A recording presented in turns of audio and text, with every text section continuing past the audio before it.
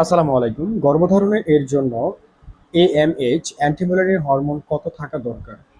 কম হলে কি হয় এবং বেশি হলে কি হয়? অ্যান্টিমুলারিন হরমোন যা মূলত নারীর ডিম্বাশয়ে থাকা ডিম্বাণুর সংখ্যা বোঝায়। গর্ভধারণের সম্ভাবনা জানতে এটি খুব গুরুত্বপূর্ণ একটি পরীক্ষা। আপনার প্রজনন বয়সে সাধারণত 1.5 থেকে 4 পয়েন্ট স্বাভাবিক ধরা হয়। তো ডিম্বাণু মজুদ যদি কমে যায় বা অর্থাৎ অ্যান্টিমুলারিয়ান কম থাকে, সেই ক্ষেত্রে ওভারিয়ান রিজার্ভ মূলত দুর্বল হয়। এতে গর্ভধারণের সম্ভাবনা কমে যায় এবং বয়সের সাথে সাথে মূলত ঝুঁকিও আরও বাড়ে থাকে। আবার যখন বেশি হয় তখন এটাকে পিসিওএস এর ইঙ্গিত হতে পারে।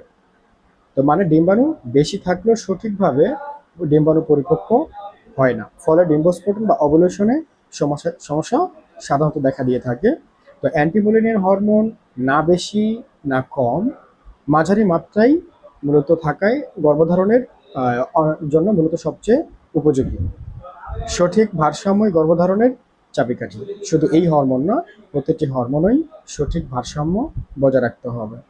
আর সেটা রাখার জন্য অবশ্যই আপনাকে গুড লাইফস্টাইলে অভ্যস্ত হতে হবে এবং নির্দিষ্ট আপনার সমস্যা অনুসারে যে ব্যায়ামগুলো, এই ব্যায়ামগুলো নিয়মিত করতে হবে। প্রয়োজনে ঔষধ গ্রহণ করতে হবে। ভালো থাকবেন। আসসালামু আলাইকুম।